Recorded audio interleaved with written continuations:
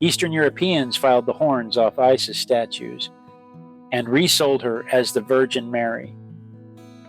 Today's random object off the toy box is a statuette of the Egyptian goddess Isis, day 467 for us.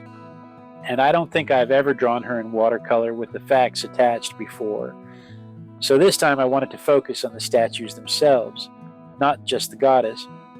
The most famous one sat in a temple in Pompeii, and Pompeii is Greek, not Egyptian, which tells you Isis had already moved way past just Egyptian lore by then. That statue had a wooden body with a marble head, and the priests treated her like she was an actual living person, undressing her, anointing her with oil, and dressing her again every morning. They didn't stop at dressing her. The temple had a room called the purgatorium, which doubled as a bathroom and a place for the overindulged crowd to purge during festivals. There's no nice way to say it. In that same room, they kept water carried in from the Nile. Even though the actual Nile was thousands of miles away, water evaporates. Water gets used up. So somebody had to keep making that trip to keep the supply fresh. Isis traveled that far because she was easy to adapt.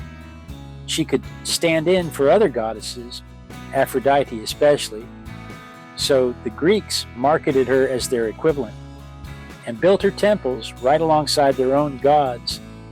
That's how her worship ended up spreading through the whole Mediterranean, into Africa, and up into Eastern Europe. Rome picked her up too, especially once Pompeii got buried in volcanic ash, and her worshippers had somewhere else to go.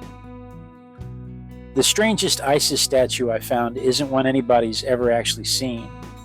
In the city of Sais, there was supposedly a temple with a veiled statue of Isis, and the inscription on her read, "I am all that has been and is and shall be, and no mortal has ever lifted my mantle."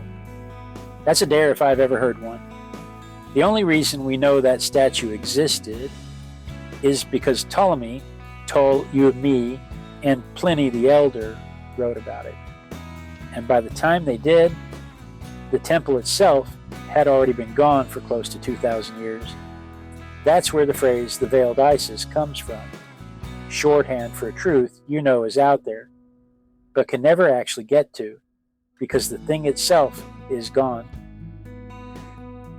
The statue in most people's houses back then was nothing like the one at Sais, more like 3 to 8 inches tall, not too far off from the one I've got on the stage today. A diver named Frank Gaudio, God-E-O, found a sunken temple of Isis off the coast of Alexandria, along with 40-foot statues of a pharaoh and Cleopatra VII. She was marketing herself as Nea Isis Aphrodite, Nea Isis Aphro, DYT, a living god who'd ascend to godhood the moment she died. That's Cleopatra VII, for the record, not Elizabeth Taylor. Back home, those little household statuettes did double duty as medicine cabinets, carrying healing spells or fertility prayers right on the statue. And when Christianity moved into Eastern Europe, people didn't throw the statuettes out. They filed off the horns and the sun disk, repainted them, and sold them as Mary holding the baby Jesus. Isis had been worshipped 3,000 years earlier, and she was still getting repackaged and sold, all the way up past 800 AD.